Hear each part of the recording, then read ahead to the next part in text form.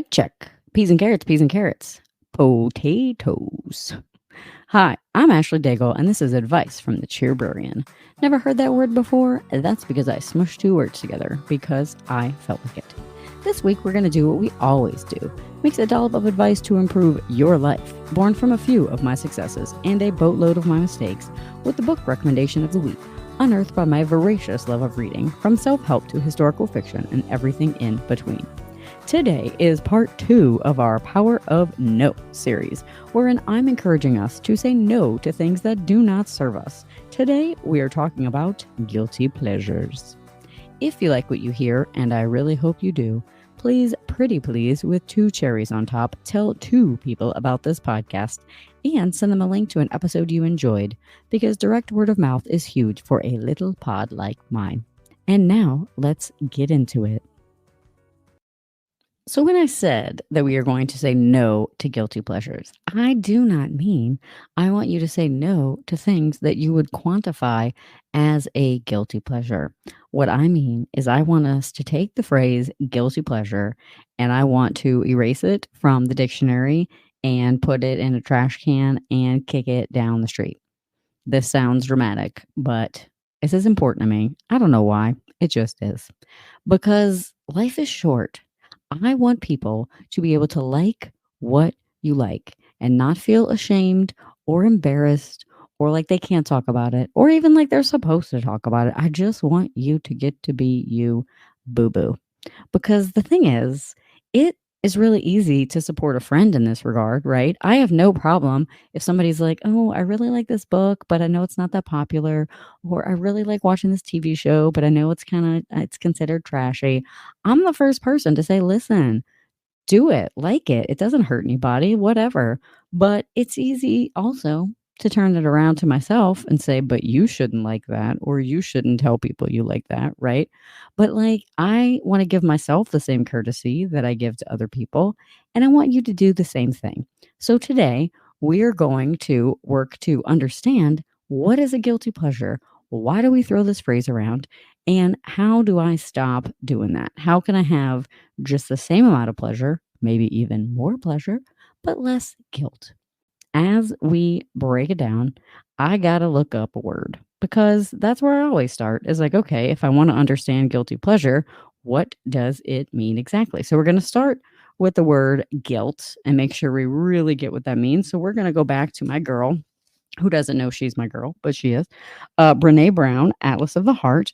This book that I have used in a number of different episodes where she has broken down all these different, I think it's like 50 something feelings and emotions and parts of the human experience and put them in this neat little guidebook to life. So I talked about this book and her in the I Do Mean to Brag episode and in Confusing Climb Toward Happiness. So if you like what's about to come out of my mouth, maybe go check those out. So what does Brene say about guilt? Well, like shame, guilt is an emotion that we experience when we, here's the important part, fall short of our own expectations or standards. So that means if you were saying it's a guilty pleasure, then you are saying I have fell short. There it is, fell short of my own expectations because you enjoy something. That's not cool. Why do you keep saying that? Why do I keep saying it?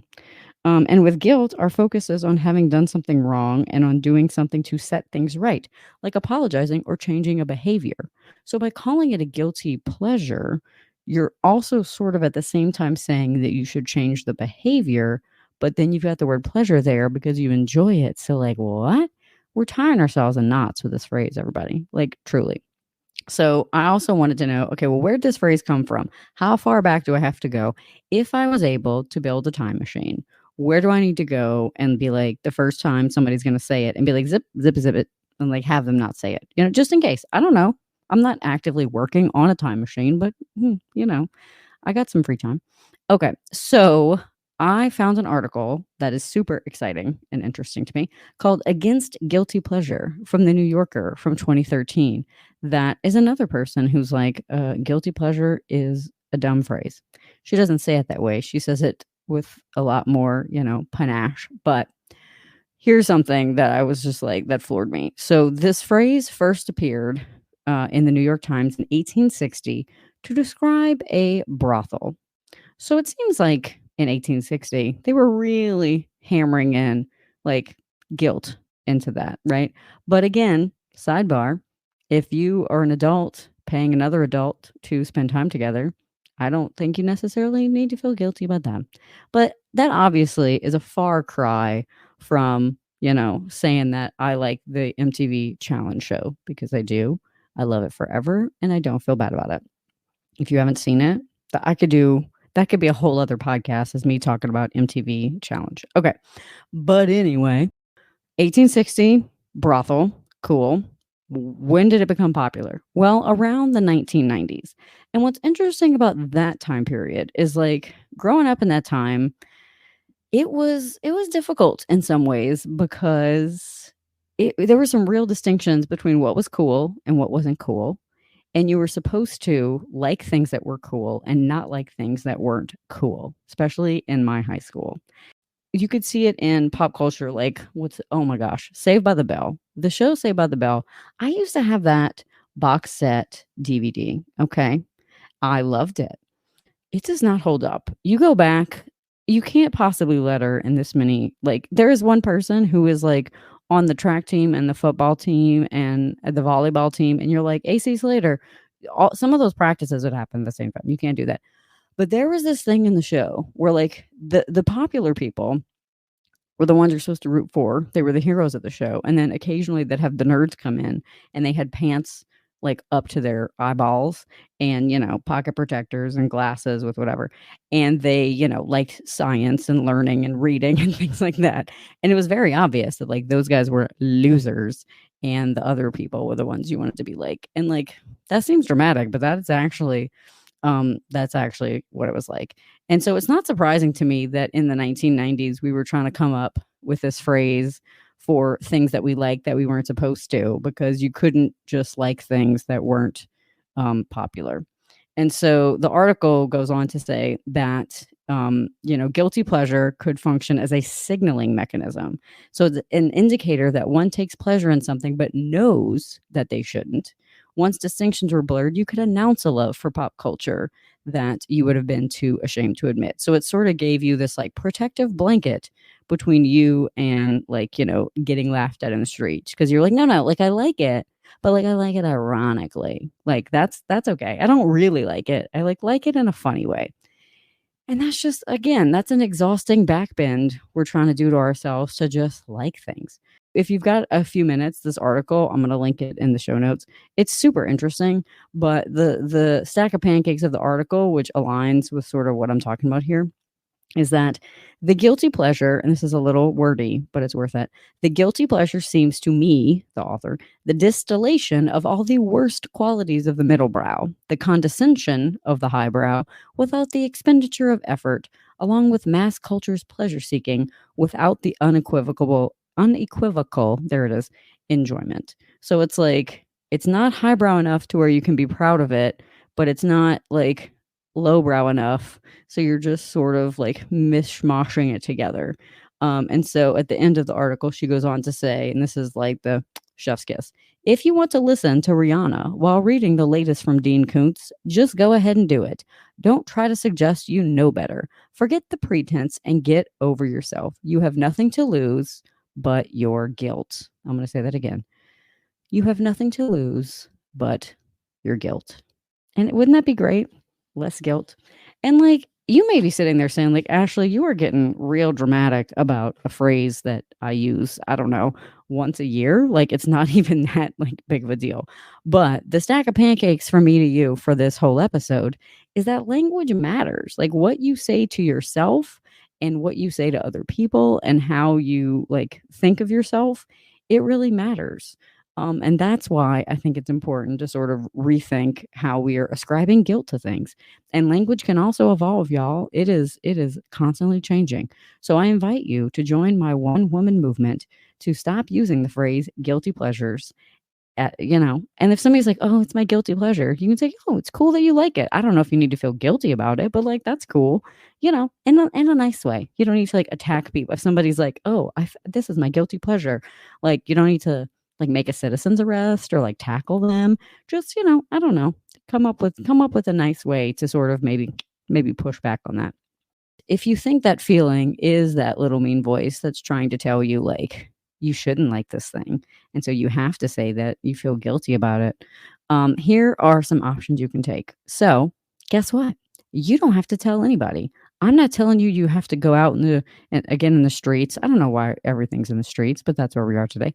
You don't have to go and tell everybody all your business and what you like and what you don't, and like make a big stand for it and wear a button that says like, I love, watching High School Musical, if you do, which I do. Um, so just keep it to yourself. Like, don't feel like you've got to go out there and stand for all of your interests. But if you do want to make a change, then I challenge you, talk about your interests more, because here's the thing: talking about a thing demystifies it. The more you tell people, hey, look, I love this book. I'm not going to harbor any guilt. I'm not going to harbor any shame. This activity, this food, whatever it is, it just brings me pure joy. Then that will make you feel better about it. I promise. And I just want you to lean into what you love. Societal Sally be damned.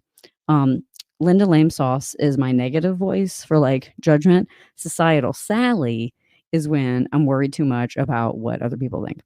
And if you do go out and about and tell people stuff and share what you're passionate about and what you like and what brings you joy and pleasure, you are more likely to find other people who, as the kids say, match your freak. You heard it here first. I mean, not the phrase match your freaks, it's like everywhere. You heard me say it first for the first time ever right now. So that has been me really hammering in on the phrase guilty pleasure, because life is too short to judge yourself. And now we're going to get into some books to read that could be qualified as guilty pleasures, except we are not going to call them that anymore.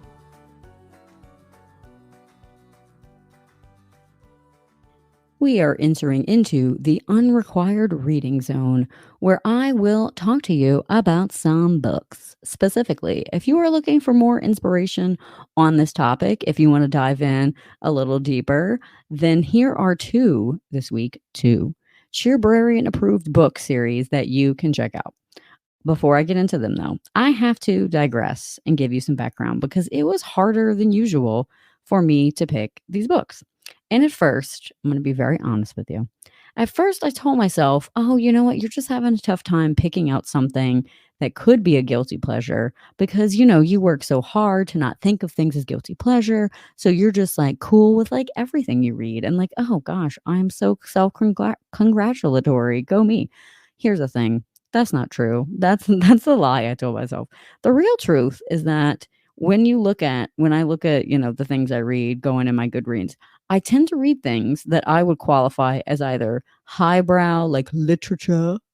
That's how you have to pronounce it, by the way, when I'm being hoity-toity, literature, or middlebrow. So I literally will read things, and I like the things I'm reading also, but some of the choices I make are so that I can say, "Ooh, look at me. I'm reading, this acclaimed book or this new novel or blah blah blah blah blah," and give myself, I don't know, like an invisible star for not reading stuff that is just pure fun. So it's like, why? Why am I punishing myself? I don't know if we have time to get into that completely today, but I just wanted to be honest with you about that. So I dug back in to my Goodreads and was like, okay, find something that you read that was just fun, that you didn't read it so that you could be like, oh, I read this book, blah, blah, blah. So I found some series that I think are super fun, but also I don't talk to people about them that much because of my own ridiculousness I just shared with you, that I'd rather, impress people with other novels. But that's silly, because these things I'm about to tell you about are super great. And also, these are genres I don't read a lot of. Again, not because I don't enjoy them, but because I basically, give myself homework all the time. Yeah, I got a lot of things to work through. So anyway, let me tell you about the books. That's what I'm here for. So the first series, this is comics slash graphic novels. I love comics. I don't talk about them a lot because, it's kind of on the cusp of you're supposed to be doing, I guess. But this series is called Saga. Okay.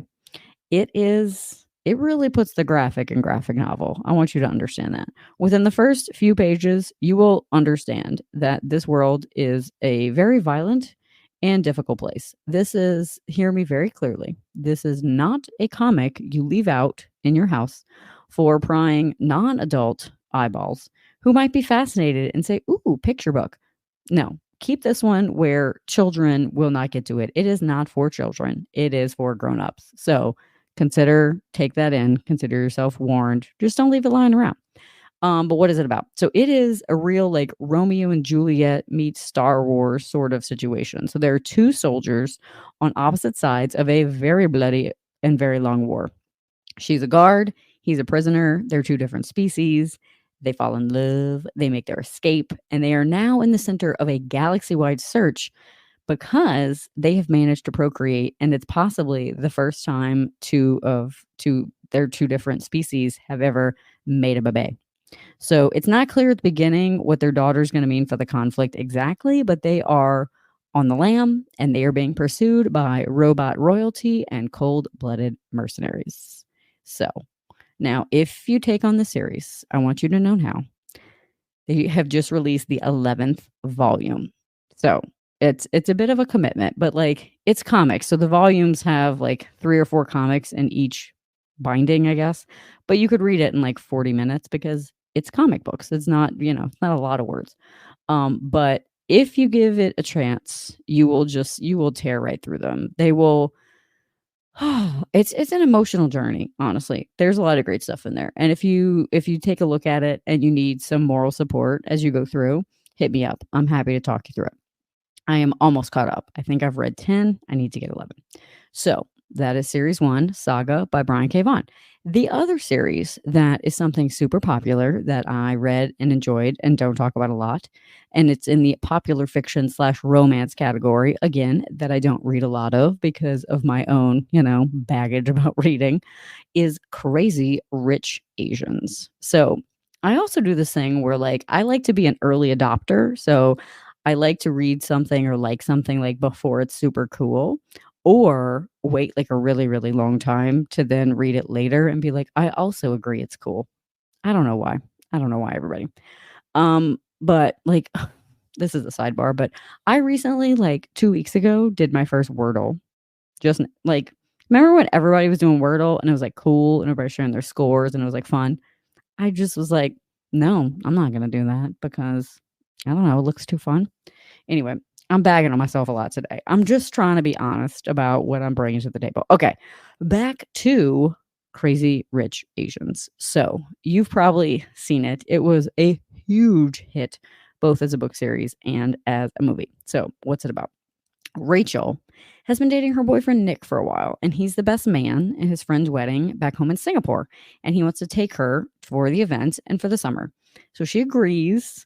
She's a little nervous about what this could mean for the relationship. She's like trying to be chill, but she's really excited. So they get on the airplane and it's first class. And she's like, "Oh, this is nice. How did you afford this?" And he's like, "Oh, obfuscate, obfuscate." And so she realizes quickly that he's maybe left a little bit out of his family story. And she is shocked to learn he's basically like unofficial Singaporean royalty. So she is swept into this world that she is not prepared for. And his family is just over the moon about his what they call ABC, American born Chinese girlfriend that they didn't even know existed. No, just kidding. They are not amused. Hijinks ensue a lot. And the movie, this is wild, y'all. The movie, came out a couple years ago. It was the first contemporary English language Hollywood film with an all Asian cast since The Joy Luck Club, which came out 25 years before. Like, why? Why, Planet Earth? Why are we like this? So the books are great. And I watched, I think the first movie, also great. Super duper cast. It's got Michelle Yao. It's got Constance Wu. It has Aquafina in it. Like, it's great. So again, Crazy Rich Asians. It is a lot of fun that you should not feel guilty about because it is a delicious, delightful delight. So say we all. This concludes our reading portion of today's episode. So that's it. Today's episode. I love a little recap because life is busy and I want you to have something to take with you. So, what the heck did we do today? Well, in this episode, I broke down just what exactly a guilty pleasure is and why you should stop using that phrase because it is time to kick guilt to the curb and keep the pleasure. Life is too short to add in more guilt. In unrequired reading, I recommended two series that I don't talk about a lot because of my own guilty pleasure baggage. The graphic novel series Saga by Brian K. Vaughan and the opulent and amazing Crazy Rich Asians trilogy by Kevin Kwan. And please follow and review wherever you pod and join the Cheerberry on Instagram or Facebook by following me at the @Cheerberry handle. That's where you can see resource links and other goodies and talk to me, which I would love. Now go on, get out of here. Kick guilty pleasures to the curb. Drink more water. Okay, bye.